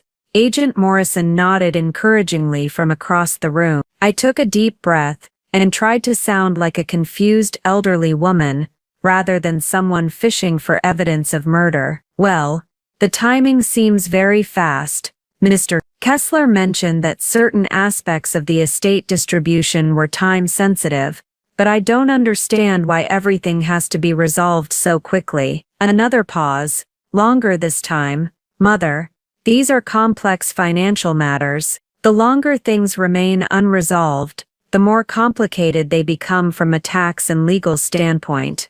But your father just died a week ago. Don't these things usually take months to sort out? Not when they're properly planned in advance. The response came out too quickly, too defensively. Alexander was very thorough about his estate planning. He wanted to ensure smooth transitions with minimal delays or complications. Detective Santos looked up from her monitoring equipment and raised an eyebrow. Even I could hear how rehearsed Sophia's explanation sounded. That's wonderful that he was so organized, I said carefully. It must have taken a lot of planning to get everything arranged so efficiently. Did he discuss these arrangements with you beforehand? Of course he did. We had numerous conversations about his wishes for the estate distribution. He was very clear about his intentions. When did you have these conversations? I don't remember him mentioning any changes to his will or estate plans. Another pause. I could practically hear Sophia's mind working, calculating how much to reveal. Mother, Alexander and I discussed many things that didn't concern you. Our business relationship had evolved significantly in recent years. Business relationship. She was talking about her relationship with her father like a corporate partnership. I didn't realize you had a business relationship. I thought you worked in art galleries. People change, Mother. People grow. Alexander recognized my potential and began involving me in strategic planning for the company. Agent Morrison was scribbling notes rapidly. Detective Santos held up a finger, indicating I should keep pressing on this line of questioning.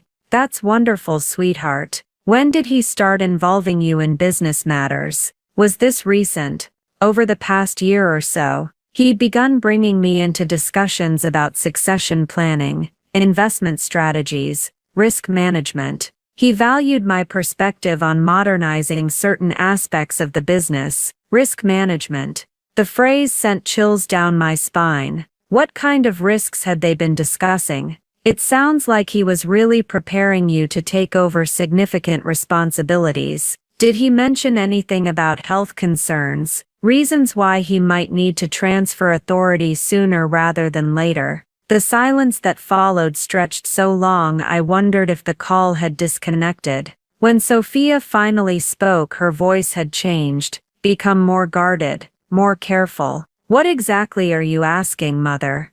I just wondered if he'd been having health problems that made him want to get his affairs in order quickly. He was only 71. The stroke seemed so sudden. Heart conditions can be unpredictable. Alexander knew his health situation and planned accordingly. Agent Morrison was gesturing for me to dig deeper into this thread, but I could hear the warning in Sophia's tone. I was approaching dangerous territory.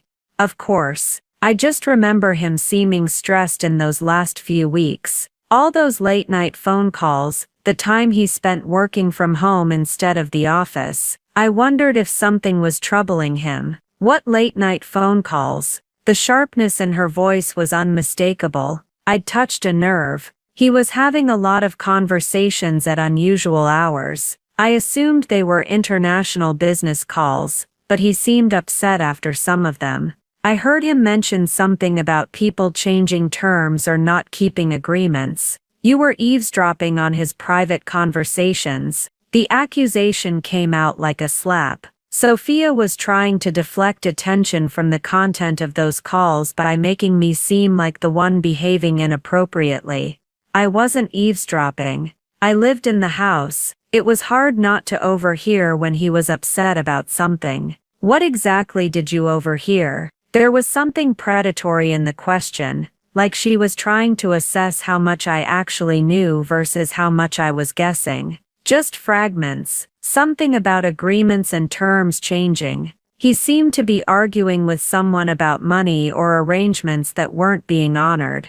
Another long pause. When Sophia spoke again, her voice had taken on the same coldly professional tone she'd used when throwing me out of the house. Mother, I think you're reading too much into routine business conversations. Alexander dealt with complicated financial matters every day. Disagreements with partners or investors were normal parts of his work. I'm sure you're right. I just worry that whoever he was arguing with might have contributed to his stress levels. You know how heart conditions can be affected by stress. Are you suggesting that someone is responsible for Alexander's death? The question was delivered like a legal challenge, sharp and confrontational. I realized I'd pushed too far too fast. Sophia was becoming suspicious about the direction of my questions. Of course not. I just meant that stress can be dangerous for people with heart conditions. I'm sure it was just a tragic coincidence. Mother, where exactly are these questions coming from? Yesterday you were upset about being asked to leave the house. Today you're conducting some kind of investigation into Alexander's business relationships and health status. What changed? Agent Morrison was making urgent hand signals for me to back down and return to safer territory. But Sophia's suspicion was already aroused, and I could hear the cold calculation in her voice as she tried to figure out what had prompted my sudden curiosity. I've just been thinking about everything, trying to understand how things changed so quickly. A week ago I thought I had a secure living situation and a relationship with my daughter. Now I'm homeless and signing documents that cut me off from my family forever.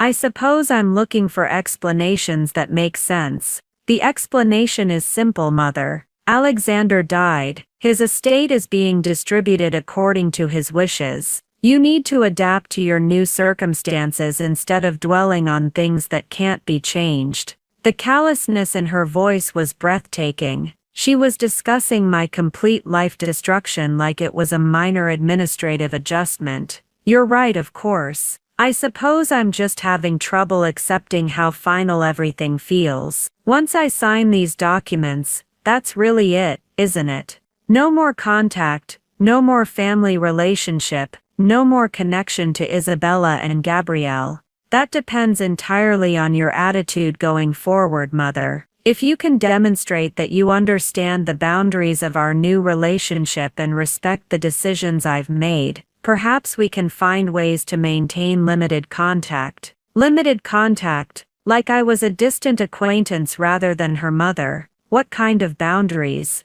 Complete discretion about family financial matters. No discussions with outsiders about Alexander's death, the estate distribution, or any business relationships. No attempts to contact Alexander's associates or former employees. No social media posts or public statements about family matters. She was essentially demanding my complete silence about everything I'd observed. The specificity of her requirements suggested she knew exactly what information she was trying to suppress.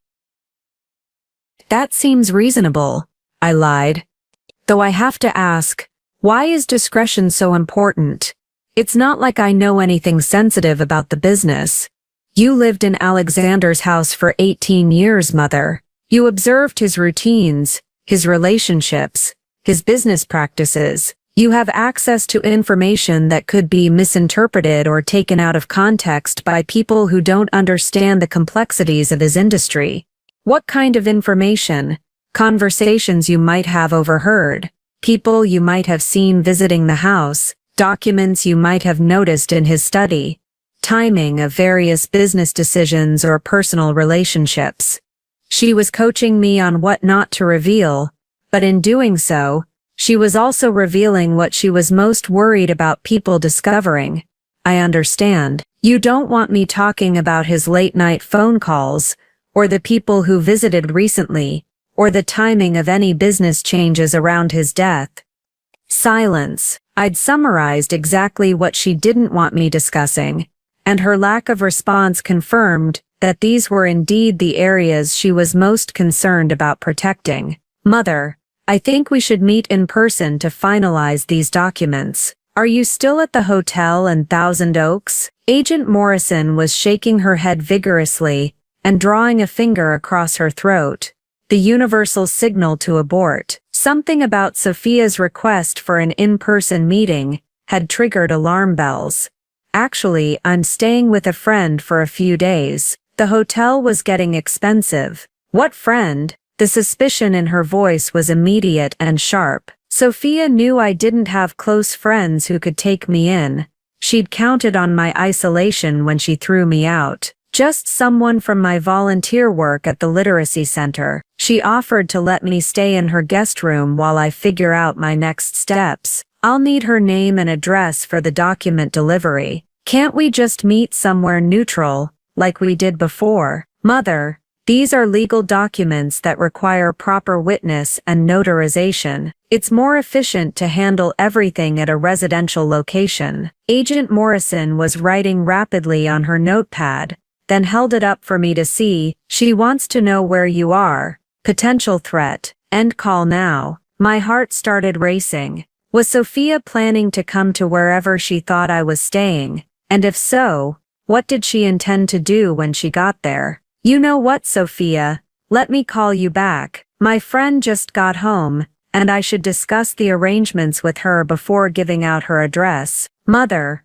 wait. I hung up the phone with trembling hands and looked across the table at Agent Morrison, who was already on her own phone making urgent calls. What just happened?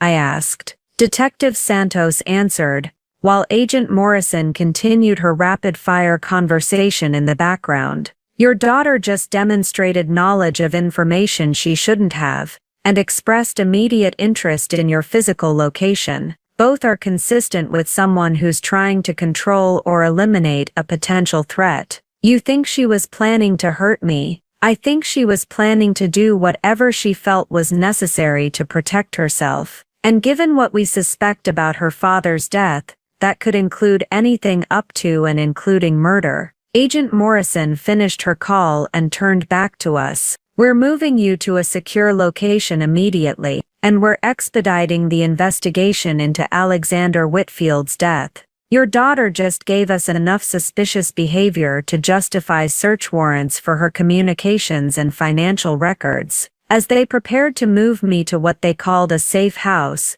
I felt the final pieces of my old life crumbling away. I was no longer Eleanor Whitfield, abandoned mother seeking reconciliation with her daughter. I was Eleanor Whitfield, protected witness in a murder investigation, hiding from my own child who might want me dead.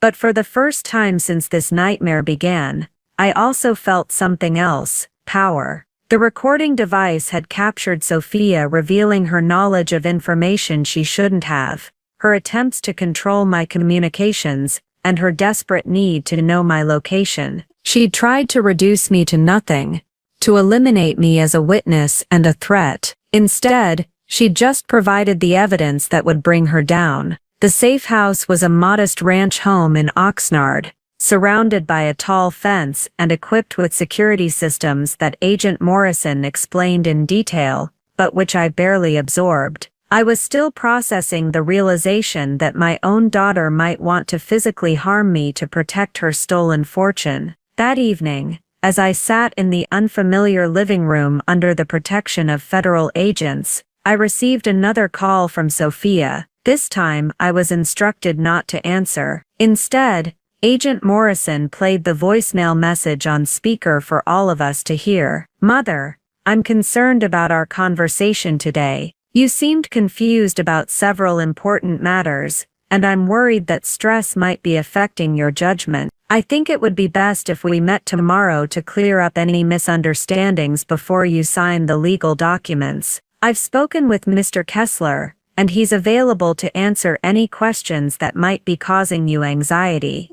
Please call me back with a time and location that works for you. This really can't wait much longer." The message was carefully worded, but the underlying threat was clear. "Meet with us immediately, or face unspecified consequences." Agent Morrison replayed the message twice, making notes about specific phrases and tone patterns. "She's escalating," Detective Santos observed. "The pretense of concern is thin. This is someone who's feeling trapped and needs to regain control of the situation."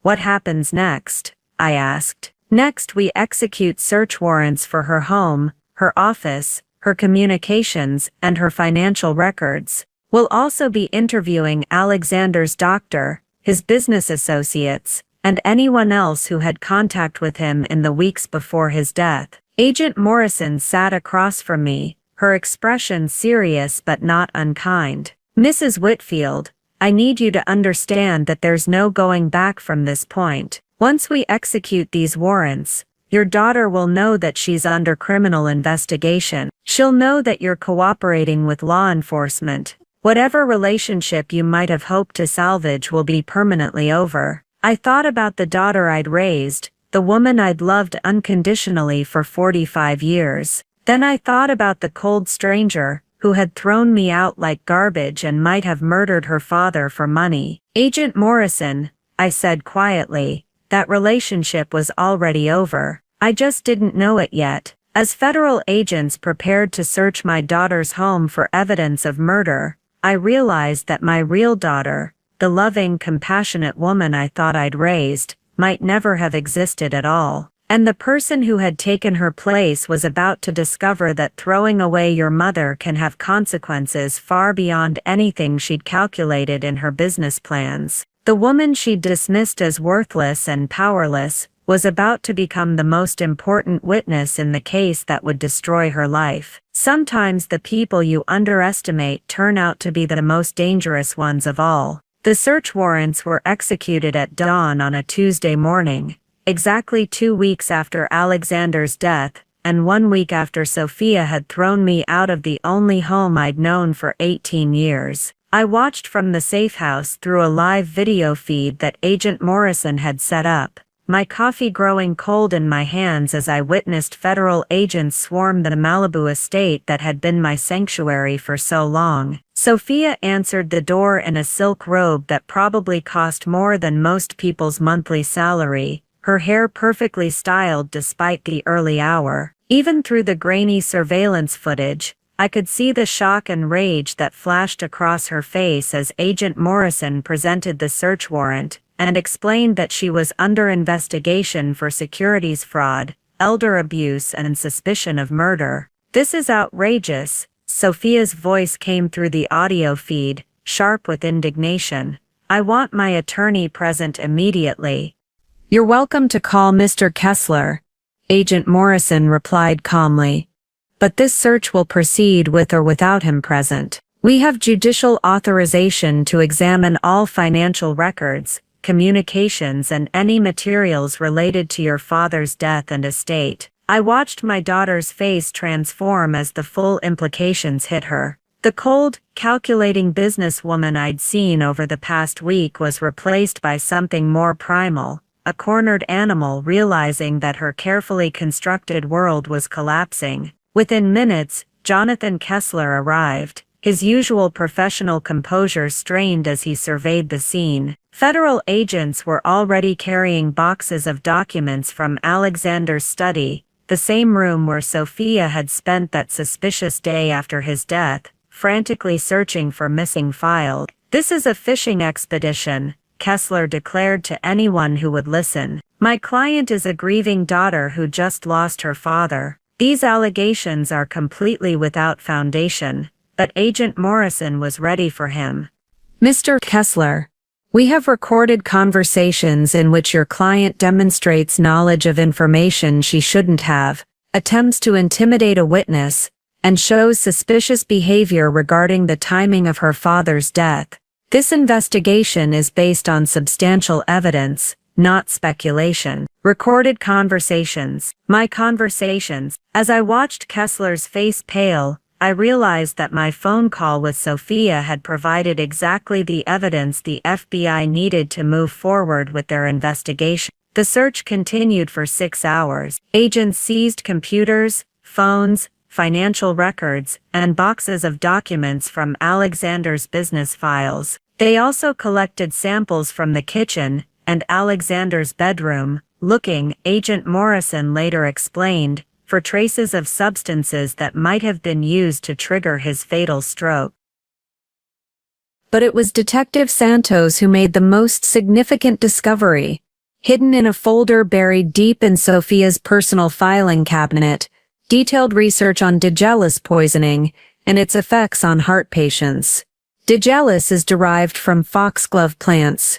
Detective Santos explained to me later that day. In small doses, it's actually a heart medication, but in larger doses, especially for someone already taking heart medication, it can cause exactly the kind of massive cardiac event that killed your ex-husband. I felt sick. She poisoned him. We're still waiting for toxicology results, but the fact that she was researching this specific method strongly suggests premeditation. And here's the thing. Foxglove grows wild in the gardens at the Malibu estate, the same gardens you maintained for 18 years. The irony was devastating. The beautiful gardens I'd lovingly tended had provided the weapon my daughter used to murder her father. "There's more," Agent Morrison added, pulling out a thick folder of documents. "We found extensive financial records showing that Sophia had been systematically draining money from Alexander's accounts for months before his death. Small amounts at first, but increasing over time. And we found communications with overseas investment firms about moving large sums of money immediately after inheriting the estate.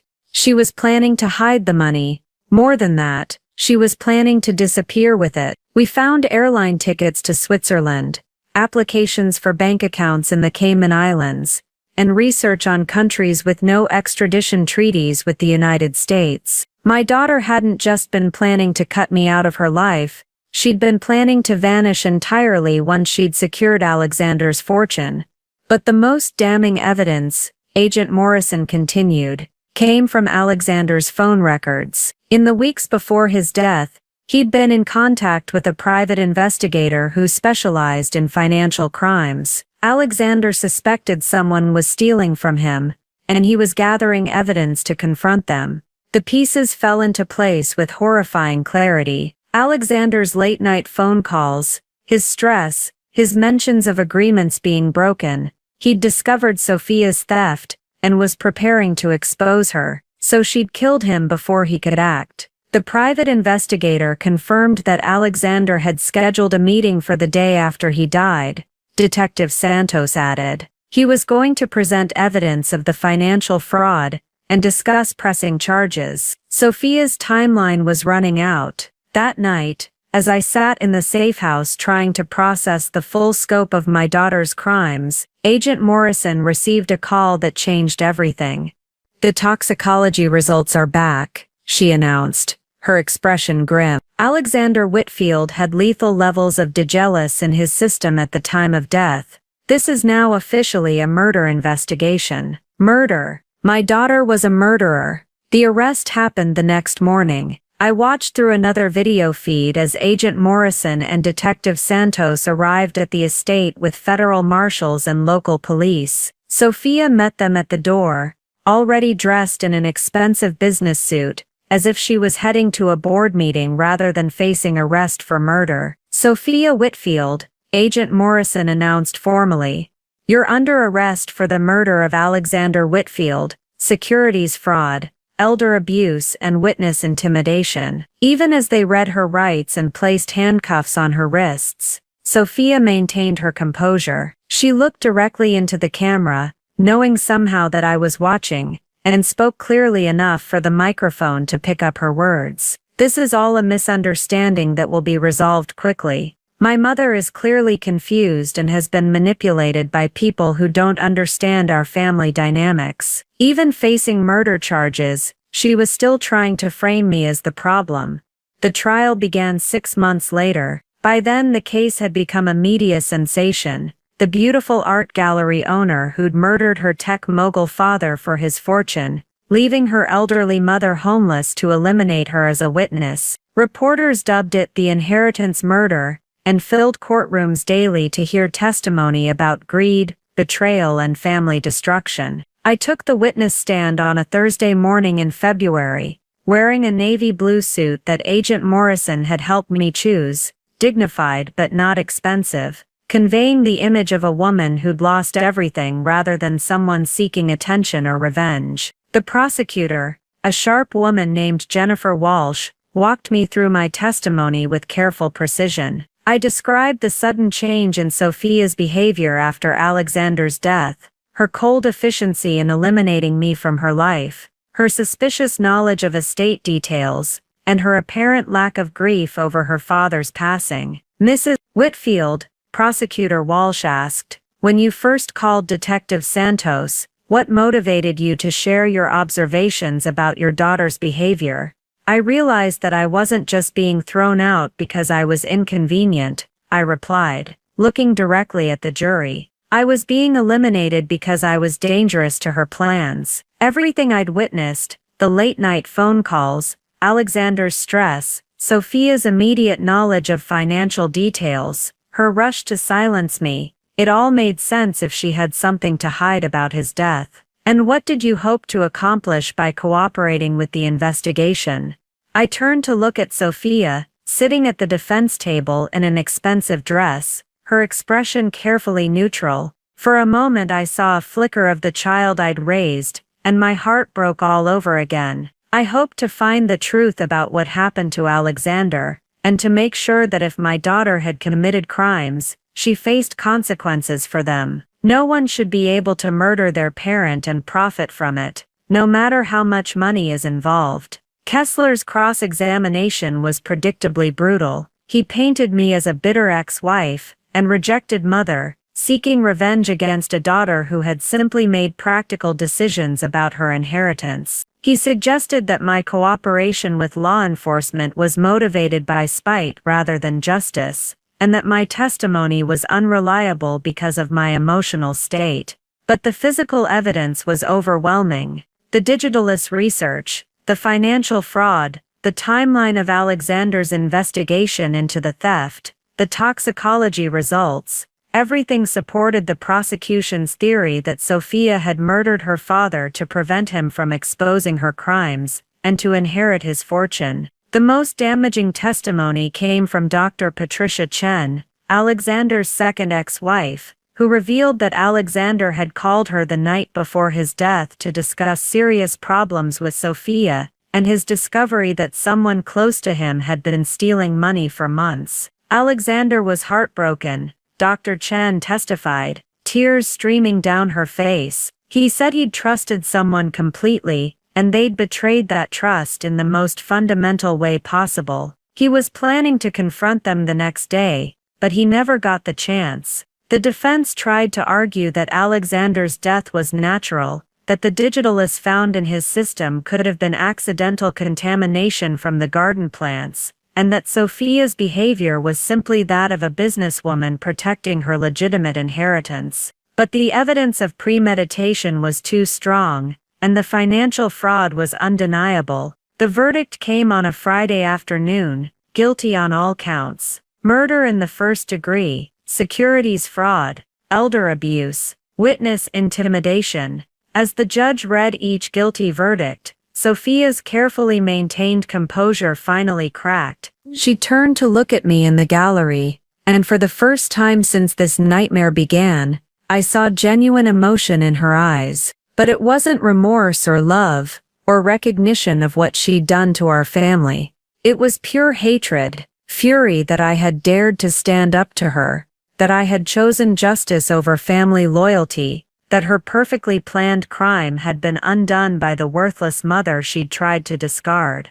The sentencing hearing was scheduled for the following month. Under California law, first-degree murder carried a sentence of 25 years to life. The fraud charges added another 15 years. At 45 years old, Sophia would likely spend the rest of her life in prison. But there was one more twist waiting. 3 days after the verdict, Agent Morrison called me with news that would have been stunning if I hadn't already been through so much shock that I'd become numb to surprises. Mrs. Whitfield. But it was Detective Santos who made the most significant discovery. Hidden in a folder buried deep in Sophia's personal filing cabinet, detailed research on Digelis poisoning and its effects on heart patients. Digelis is derived from foxglove plants. Detective Santos explained to me later that day. In small doses, it's actually a heart medication, but in larger doses, especially for someone already taking heart medication, it can cause exactly the kind of massive cardiac event that killed your ex-husband. I felt sick. She poisoned him. We're still waiting for toxicology results, but the fact that she was researching this specific method strongly suggests premeditation. And here's the thing. Foxglove grows wild in the gardens at the Malibu estate, the same gardens you maintained for 18 years. The irony was devastating. The beautiful gardens I'd lovingly tended had provided the weapon my daughter used to murder her father. There's more, Agent Morrison added. We believe so. The pattern is identical. Financial research, suspicious behavior around the time of death, and immediate financial benefit. We're reopening the investigation into his death. 2 murders. My daughter had potentially killed 2 people for money, including the father of her own children. The sentencing hearing was delayed while prosecutors prepared additional charges related to Marcus's death. When it finally took place, the courtroom was packed with reporters, victims' family members, and curious observers who'd followed the case through months of media coverage. I sat in the front row, directly behind the prosecution table, as Judge Margaret Hendricks prepared to deliver Sophia's sentence. My daughter looked smaller somehow, diminished by months in custody and the weight of her crimes. Gone was the perfectly styled hair, the expensive clothes, the cold confidence that had defined her when she'd thrown me out of my home. Sophia Whitfield, Judge Hendricks began, her voice carrying the gravity of the moment. You have been convicted of first-degree murder, securities fraud, elder abuse and witness intimidation. The evidence presented at trial showed a pattern of calculated cruelty, premeditated violence, and complete disregard for human life in pursuit of financial gain. She paused, looking directly at Sophia. You murdered your father, the man who provided you with every advantage in life, because he discovered your theft and was prepared to hold you accountable for your crimes. You then attempted to eliminate your mother as a witness by making her homeless and threatening her with legal action to ensure her silence. The judge's voice grew harder. Perhaps most disturbing is your complete lack of remorse. Even now, facing the consequences of your actions, you show no recognition of the lives you've destroyed, or the family you've torn apart in your pursuit of money you didn't earn and didn't deserve. Judge Hendricks consulted her notes. For the murder of Alexander Whitfield, I sentence you to life in prison without the possibility of parole.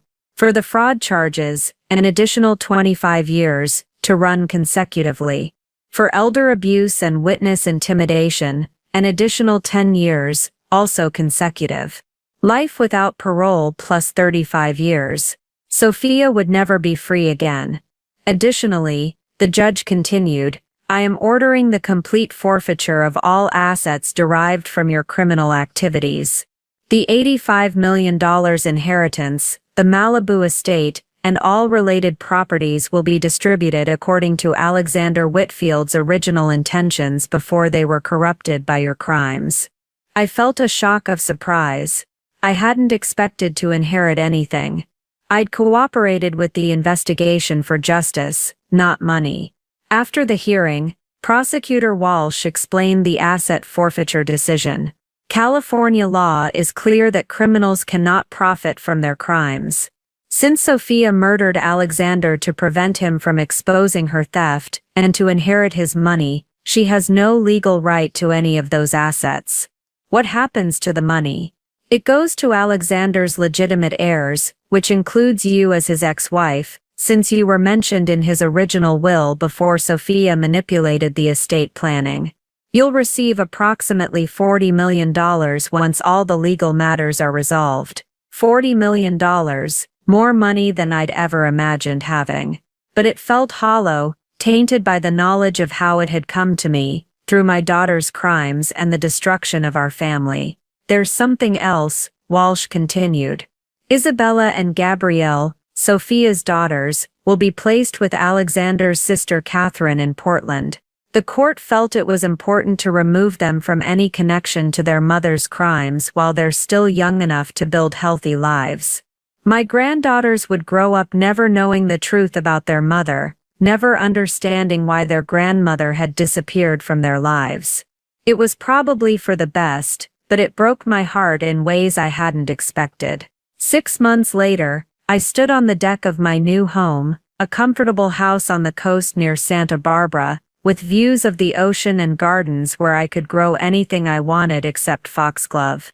The $40 million had been more than enough to secure my future, and I donated much of it to organizations that helped elderly abuse victims and supported families affected by financial crimes. I'd tried to visit Sophia once, 3 months after her sentencing. But when she was brought to the prison visiting room, she'd looked at me with the same cold hatred I'd seen at the trial, and said simply, "You destroyed my life. I will never forgive you for that." I'd left without saying a word, finally understanding that the daughter I'd loved was truly gone, if she'd ever existed at all. The woman in prison was someone else entirely, someone capable of murder for money, and incapable of recognizing the love and sacrifice that had shaped her entire existence. But as I sat on my deck watching the sunset over the Pacific, I felt something I hadn't experienced in years: peace. For the first time since my marriage to Alexander, I was truly independent. I had my own home, my own money, my own choices to make about how to spend my remaining years. The phone rang, interrupting my thoughts. The caller ID showed a number I didn't recognize, but I answered anyway.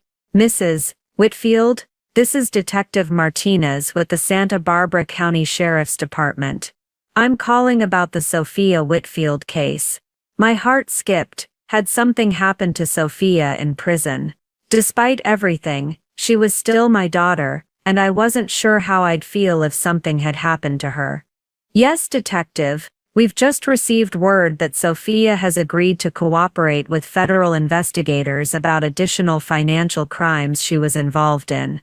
She's apparently been part of a larger network of individuals who target elderly wealthy people for financial exploitation, and in some cases murder. The scope of my daughter's crimes was apparently even larger than we'd known. In exchange for her cooperation, she'll avoid the death penalty for Marcus Brennan's murder when those charges are filed. But she'll still serve life without parole for your ex-husband's death. Is there anything you need from me?" "Not at this time. I just wanted to keep you informed," since you were such a crucial part of bringing her to justice. After I hung up, I returned to watching the sunset and thinking about the strange turns my life had taken. A year ago, I'd been Eleanor Whitfield, comfortable dependent, living in a borrowed house on my ex-husband's generosity and my daughter's tolerance. Today, I was Eleanor Whitfield, independent woman, living in my own home with the financial security to make my own choices about my future. The cost had been enormous, the loss of my daughter, my granddaughters, and any illusion of family security I'd once cherished. But I'd also gained something invaluable, the knowledge that I was stronger than I'd ever imagined, that justice was possible even when it came at personal cost, and that sometimes the people who try to eliminate you end up empowering you instead. My daughter had inherited $85 million and thrown me out, believing she could discard me like an unwanted liability in her business plan. 2 days later, she'd lost everything, and I'd found my strength. Sometimes the people you underestimate turn out to be the most dangerous ones of all. And sometimes, when you think you've lost everything, you discover you've gained exactly what you needed to build a life worth living. As the last light faded from the sky, I smiled and went inside to plan tomorrow. For the first time in decades, tomorrow belonged entirely to me. Up next, you've got 2 more standout stories right on your screen.